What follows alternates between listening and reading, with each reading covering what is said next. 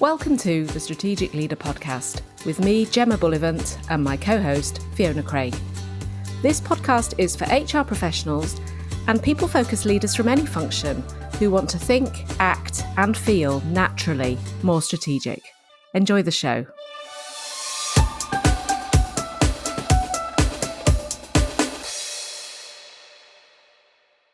Hi, welcome back, and hi, Fiona. Hi, Gem. How are you doing today? I'm doing well, thank you. Now, we've had some really good conversations so far about strategy and being strategic. And I know that actually being strategic not only involves us understanding the concept of it and the theory behind it and some of the principles, but really what's helpful is for us to have something tangible, practical, a model that we can use to help us to be strategic. And I know you've got just the model. I think you've got several, and I have several, but we'll talk about one today. So I think today what we'd love to do is talk through one of those models to share ways in which we can use this approach to take a more strategic approach to whatever it is that is on our task list. Absolutely. This is a tool for your strategic toolkit, and it's available to anybody. And I think we've spoken before about the fact that sometimes we look at people who are a kind of a model of strategic thinking and think, oh, they must be really clever. And actually, on the whole, that's not the case. They may well be, but that kind of strategic impressing people with your strategic ability is a lot easier when you use models. They help you to structure what you're talking about. They help you to structure what you're writing about. They help to structure conversations. They help to structure projects. So the more models you can have in your toolkit, the better. And we may well talk about absolutely loads. Over the course of this podcast, you can Google strategic models and a whole load will come up. But this one is just one. It's not the only one. There's loads. But I quite like it because it is really flexible. You can use it for all kinds of different things.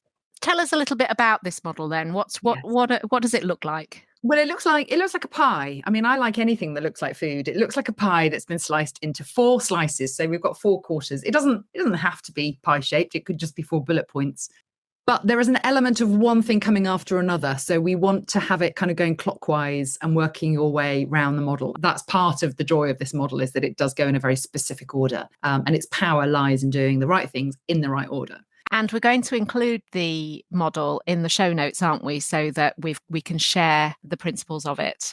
Absolutely. I mean, this is, it's all very well me describing a pie to you, but if you can see it, it's going to be a whole lot easier. So yeah, click on the show notes and have this in front of you as we talk it through. It's not very complex. You will be able to figure it out. But if you imagine a circle that's split into 4, and we're going to start at the top left. It's called 4 Ps, and the 4 Ps are purpose, pursuit, process, and people. So those are our 4 Ps, and effectively that's it. So let's just give you a bit more context into how this works.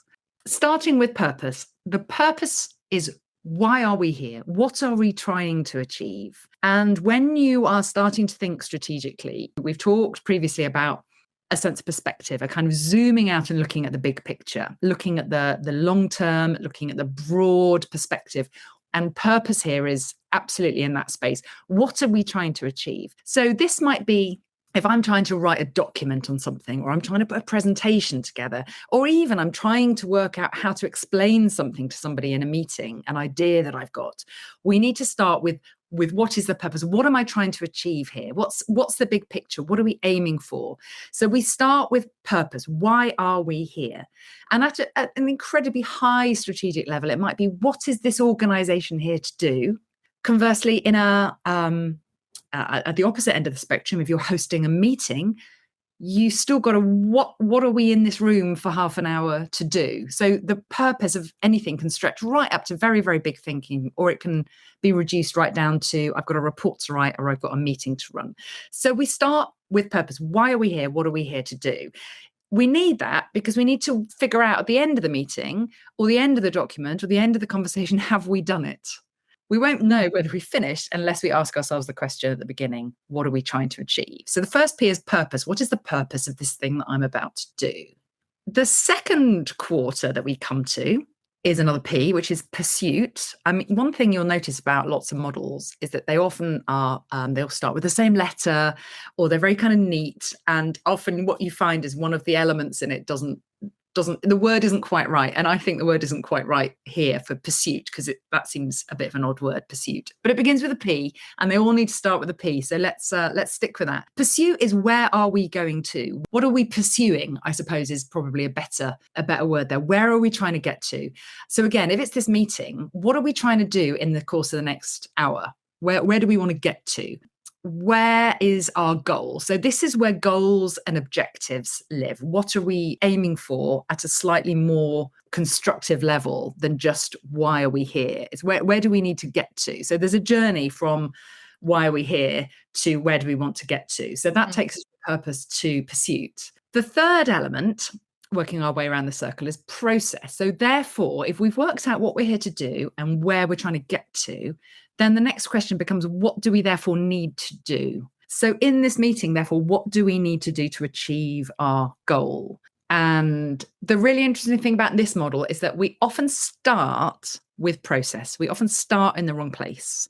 If we start, and we'll come back to talking about what it means if we start in the wrong place and what generally happens. Essentially, if we start with process without starting with purpose and pursuit, we end up thinking really tactically. It's those first two quarters that help us think really strategically. So let's bear that in mind. If we look at our purpose first, why are we here, and our pursuit, where do we need to get to, and then go, okay, therefore, what is the process we need to follow? That will anchor the process much more strategically, rather than just, oh, well, we could do anything. We could do A, or we could do B, or we could do C.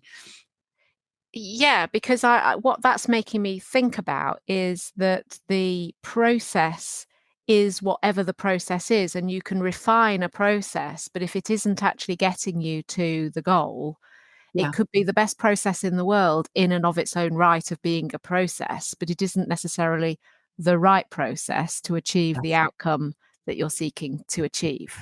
Absolutely. And I think one of the big challenges around being strategic is that you may feel like you've got lots of great ideas, but if those ideas aren't rooted in achieving a bigger goal, then they're just going to remain good ideas that are tactical, and they don't ladder up to something that's strategic. So it's not about the quality of the ideas per se, or the quality of the process per se. It's about, does that process get us to the goal? And the goal is driven by the reason why we're here. So it's really important that we start with purpose, we move on to pursuit, and then we tackle process, which is what do we need to do? And would it be fair to say that the purpose is also connected to the business objective, the business purpose, or the goal that needs to be achieved that meets other objectives, not just an objective to do with, say, the people function on its own? It could be anything. And thinking really strategically, that's exactly where it would come from. I'll go through the fourth P, and then we will apply this to an example. So we've got purpose, pursuit, process. The fourth P is people. And this encourages us to think about, okay, who is affected by this piece of work that we're doing? Who is affected by this project? Who is affected by this decision or by this recommendation, whatever it is we might be working on? And this encourages us to think systemically. Systemically basically means thinking about all the parts in a system. Companies of any size are basically systems. One thing affects the next thing, which affects the next thing, which affects the first thing. Everything is connected and moves and has an impact on everything else. And the general principle with systems is that when you change one part of a system, all the other parts of a system are affected in some way, and they need to adapt. What we often forget to do when we're thinking strategically is thinking, okay, how does this action affect the other parts of the system? So when we say people, we're thinking about, who does this affect, and who do we need to take on this journey? People also include stakeholders. Who needs to buy into this strategic piece of work, or this project, or this decision? Who needs to be involved? Who needs to be included? Who needs to be inspired or motivated? Who is affected? Who's going to help me? So it encourages us to think more broadly than just the problem itself, to think about, okay, how does this affect all the other people in this organization? How does it affect the other people in my team? How does it affect the stakeholders, the shareholders, the customers, if we want to take it right up to that major strategic level. So four P's: purpose, pursuit, process, and people. So how about we pick an example of how this can work? Real life example, let's say. Well, let me just reflect back a little bit on that first, because I think what I like about the sound of this model is it connects back into some of those foundational principles we actually covered in episode 1 of this All the way back podcast. then. I know, which where we talked about the 3 key principles of being strategic, being future focused, considering the breadth and impact, and purpose. 3 cornerstones, if you like, of that whole idea of being strategic. And this model, to me, with the purpose and the pursuit, sort of filling the boots of answering those kind of, why are we doing this and what specifically are we here to achieve, is that pursuit, is then kind of enabled by by the other 2, which is people and process. So what we're starting to translate that vision into an actionable strategy. Yes. That enables you to then move into a pure action plan as a result of this strategy. Would that be a fair interpretation? I think that's a really good way of thinking it. The pursuit, i.e. where are we trying to get to, is very much focused, future focused, which is what do we want the future to look like. The breadth is very much thinking about the system, the other people, the people that are affected. So not just me, not just my team, but the other parts of the business or the stakeholders or the customers or who else. That gives us the breadth. How does it kind of spread out across the business? And purpose obviously is very much where we start, which is why are we even here? Yeah, so it works. It absolutely works really well, and it stops us from just coming out with a list of random actions to do. It keeps our list of things that we're going to do very much in the strategic space. It does. And similarly, it gives us some tangible steps to actually start to articulate how we might apply that strategy. Because I often come across this where, well, it's all very well creating this glossy strategy document, but it needs to also deliver something. And I'm not sure how to connect between the glossy and the action plan. So sometimes we fall into the trap of creating an action plan and thinking that's a strategy, which we know isn't the case. Yes. But sometimes we might fall into the trap of creating the glossy, clever and model. Failing to translate that into a really defined action. Not creating enough of a bridge into how that can start to be enabled and actioned. So I quite like, I feel like there's a bit of a bridge in this model that allows us to step into that space. Great. So let's go into that practical and tangible application then. So let's think about an organization. Let's think about within an HR strategic environment. If we start with purpose, which is effectively, why are we here as an organization? What are we here to do? Or as an HR function, what are we here to do? And you might have a very high level strategy, which might be something like creating a diverse and inclusive workforce, for example. That might be our stated strategy. And we may have taken, it might have taken quite a lot of work to get to that point, but let's assume that does exist. We're starting with that in our head on our piece of paper, because that is the reason why we're here. And everything that we then come up with following this, we have to measure back against that. Is whatever we're doing helping us to create that diverse and inclusive workforce? Then we might move on to pursuit, which is where are we trying to get to within this space? So this is where we get into slightly more specific goals, objectives, targets, OKRs, KPIs. They may all sit in this space of pursuit, which is where are we trying to get to? So this might be things like we want to increase diversity in our leadership role by 25% over the next 2 years, for example. As part of our strategy, we have a broad piece of work around increasing diversity in leadership by however much amount of time, or something like improving employee engagement scores by a certain percent, say. So this is where we want to get to in pursuit of our overall goal of a diverse and inclusive workforce, we know that we specifically want to get to a different level of diversity in leadership roles. Okay, so that makes sense. So what that's doing is it's giving us some targets and giving us, as you say, the pursuit, but it's not telling us how. It's only when we get to process that we start working out, okay, how are we going to do that? So, for example, how are we going to increase diversity in leadership by 25%? How are we going to do that?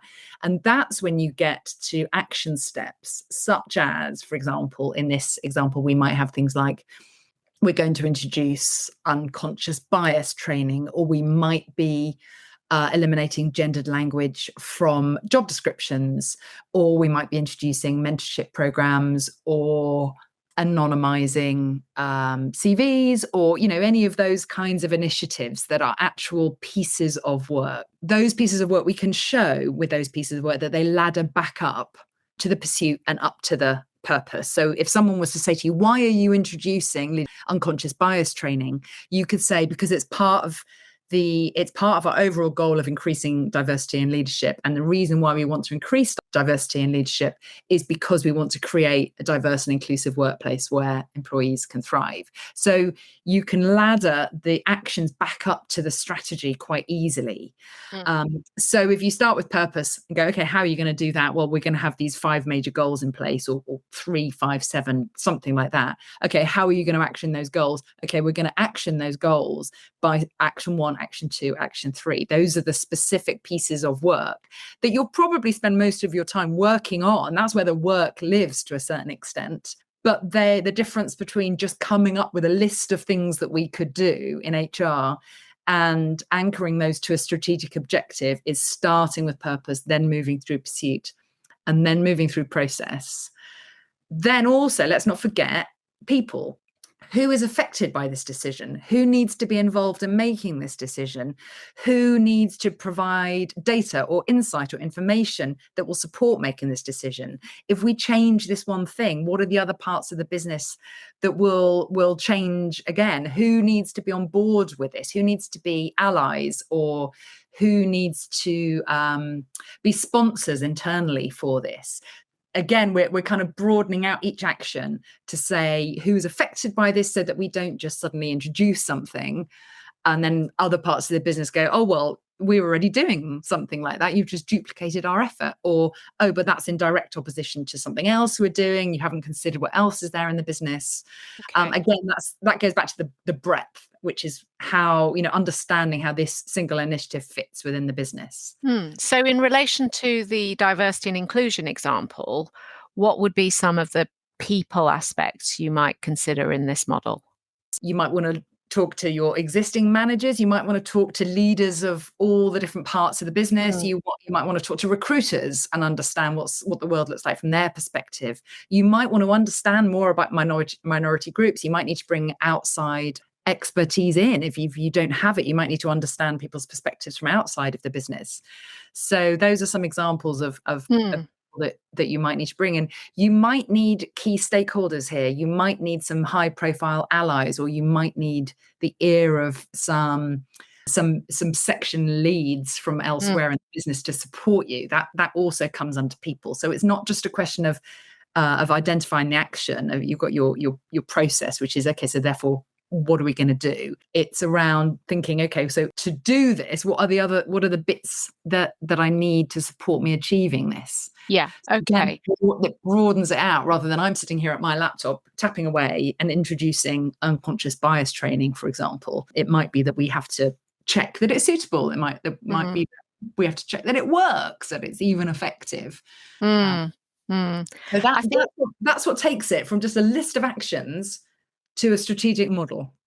Yeah, that's great. And I think diversity and inclusion is a really useful example to refer to, because it is such a big topic, and it is something that I think lots of organizations do grapple with, because we know ethically and morally that diversity and inclusion principles are very important. But I think a lot of organizations that I work with are not that clear on exactly what aspects of diversity and inclusion they want to address. in the organization. And you've touched on a few there. Is it gender diversity? Is it ethnicity? Is it neurodiversity? Is it cognitive diversity? And all of those questions. And I think diversity and inclusion is a whole other topic. But when we start thinking about the purpose, are we trying to fix the world on all aspects of diversity and inclusion? Or are we being quite specific about the aspects that we want to focus on in order to deliver the purpose, the overall purpose statement that we've talked about? So in that pursuit section of the pie, it could be that we have to get really specific on which bits of the diversity and inclusion agenda we are looking to tackle and how far. It's interesting, as you were speaking there, I was thinking, how often are D&I initiatives called box ticking exercises? Often businesses are accused of just going through the motions in this space and not anchoring it to anything strategic. And that would happen if you just went to, oh, we need to do something about D&I. Let's write a list of things that we could do, i.e. going straight to the third P, which is process. Let's come up with an action plan. If that action plan isn't rooted in why are we doing this? What are we trying to achieve overall? And effectively going backwards to start at the beginning, to start with purpose. If we can show that we've started with purpose, it's because we're doing that stuff because we want to create a diverse and inclusive workforce where every employee can thrive. That gives us a really solid strategic place to start. And we're going to do this by as you say, supporting women, supporting ethnic minorities, supporting neurodiversity, for example. But we can build it out from there, and then it stops it being it's less likely to be a box ticking exercise there because it's rooted to some overarching purpose. Yes, and I had a really interesting conversation with the CEO recently on this topic, and it transpired that we hadn't really thought through exactly what aspects of D&I. We hadn't really thought through the purpose in order to be able to articulate the pursuit, to use your lovely model, because it was too vague in terms of what the purpose was. And I asked some possibly fairly confronting questions because it is such a sensitive topic and something that we know has an enormous amount of importance. But one of the confronting questions was, well, do you want to be market leading in this space, or do you want to be a step ahead of your clients? Yeah. Because the answer to that question enables us to pinpoint some of the pursuit goals in the right place. We're not necessarily trying to change the world or pioneer diversity in our particular sector, if really what we want to do is just keep up with or stay slightly ahead of our clients, be able to say, we're in all honesty and with all integrity to clients, we value this is important to us, and these are the things that we do in this space, without necessarily claiming to want to be the world's best D&I employer. I think that's an important distinction, because it almost doesn't matter what the purpose is, as long as you have that in mind when you work through your pursuit and your process. And in a way that, I started off by saying at the beginning that you can use this 4 Ps model for big strategic thinking, which is what we've just been discussing, for example, with an EDI strategy. But you can also use it to help structure a paper that you're writing, or even a 2-minute talk that you're giving, an introduction, or trying to persuade somebody of something. Yeah. And if we think about demonstrating at a small level, for anybody, demonstrating at a small level that I can communicate strategically, I can communicate my thinking. So, for example, let's say I'm running a meeting. Let's say my meeting is on where to have the Christmas party, which, let's face it, is not particularly strategic, but I've got a number of people in a room and we've got 45 minutes and we need to get some stuff done. I can use this model I can use 4 Ps. We can start the meeting by me saying, what are we here to achieve? We are here to get to the point where we are ready to book the Christmas party, for example. That is our purpose. That's the purpose of us being in this room. Where do we need to get to? We need to have a venue. We need to have a this. We need to have a date, Those are our overall goals. Okay, what's the process we're going to follow? What are we going to do in this hour in order to achieve those things? So we might decide we're going to brainstorm. We might decide we're going to work silently and into a shared document. We might decide we're all going to shout at each other until everyone gets fed up. We then identify what is the process we're going to follow. And then we're going to ask the group, okay, who else needs to be involved in this conversation? You may decide nobody else needs to be involved. It's a fabulous surprise, but you've got to ask that question. Who else needs to be involved? Obviously, finance needs to be involved, whatever the surprise. You might need to consider, well, is this suitable for everyone? Is this activity that we're thinking of doing suitable for everyone? Do we need to get the leader or the founder or somebody else on board to help sell this idea internally? So even at a very small level, you can use this model to help structure your thinking. And if you were just to be talking about something at a meeting, if you're asked to kind of share some information or the project you're working on in front of some people, rather than just going, oh, we did this and then we did this and then we did this and then we did this, you can say, well, as we know, the reason why we put this piece of work in place is this is the purpose. Our overall objectives for the piece of work were 1, 2, and 3. And so the process we followed is these are our actions. So this is what we've done, tick, tick, tick, tick, tick. And we've engaged with these parts of the business and we've got buy-in from that part of the business in order to do so. And just using that kind of structure for your little 2-minute update, it gives you a structure to follow, and it shows that you are capable of thinking more broadly than just I'm working on a project and this is what the world looks like from where I'm sitting here at my laptop. Is like it puts what I'm working on in a broader context, and that demonstrates strategic thinking, even at a teeny tiny level, but anybody can do that. I love that. I really do like that. I like it for a number of reasons. I love its simplicity, the fact that it kind of helps to just organize and structure the thinking to include the right elements to include in the thinking process. I also like the fact that when I was listening to your analogy of sorting out the Christmas party, I thought, I don't know where that came from. I think it was ingenious, because I think what it also does is it demonstrates that quite a lot of this we already instinctively do. And that we can actually translate some of the principles of what we do into bigger strategic thinking. And I love the idea of actually translating something that we're already familiar with and applying that approach and methodology to something that feels a bit beyond our reach, but actually isn't if we were to apply that model. And that's why I really like it.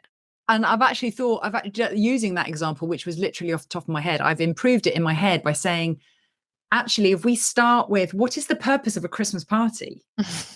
Well, the purpose isn't for everyone to get drunk and embarrass themselves, although, you could argue that is one of the goals, or certainly one of the deliverables. But one of the purpose of the Christmas party is to make our team feel valued, to celebrate the year, to recognize things that have happened, to make people feel included. Those are the real reasons why any organization spends money on a Christmas party. So you can really ladder it back to say, okay, what is the reason we're even having a Christmas party in the first place? And if you start from that perspective of, because we want to thank people and we want people to feel included, then that will definitely help shape, where do we need to get to, and what are the actions that we're actually going to take. That's a brilliant build and really, really valuable insights, because that whole conversation, such as a Christmas party, in my experience, often starts with, what did we do last year?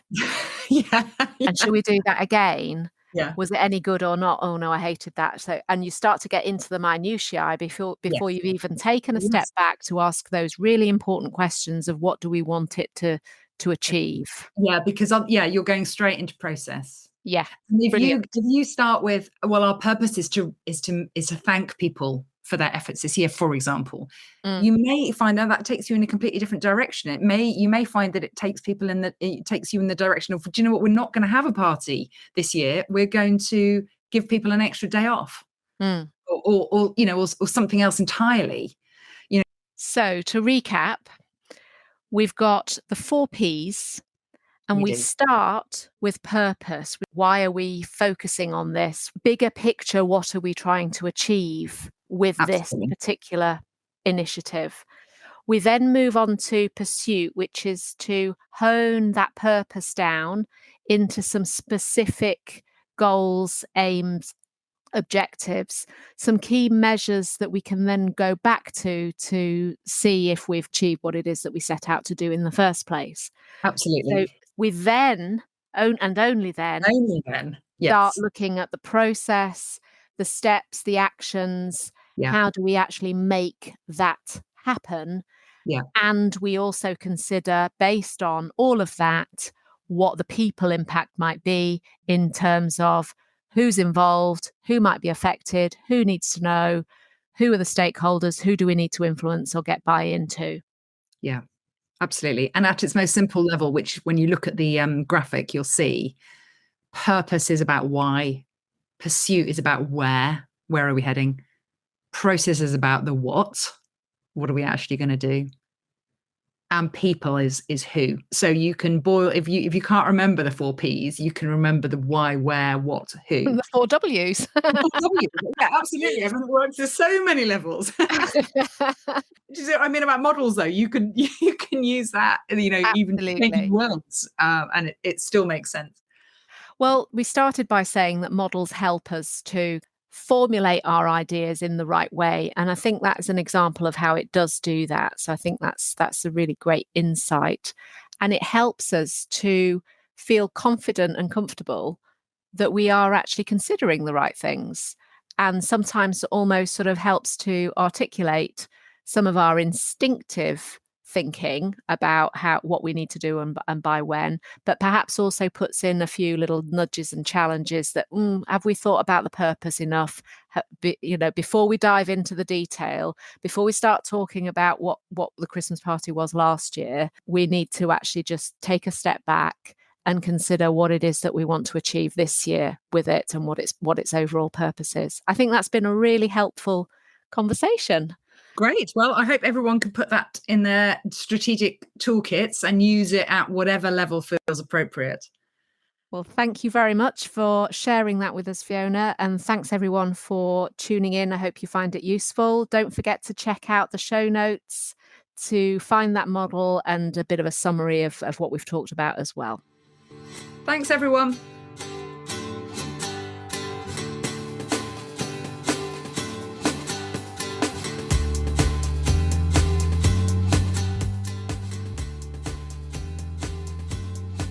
Thank you for listening to this episode of The Strategic Leader. If you liked the episode, please subscribe to access more of our recordings. And if you think it'd be useful for someone else, please forward to them and leave a review. We base our content on questions we are regularly asked and what you want to know more about, so please do email us with any questions or comments to gemma@gemmabullivant.co.uk. And remember, you're already being more strategic than you realise.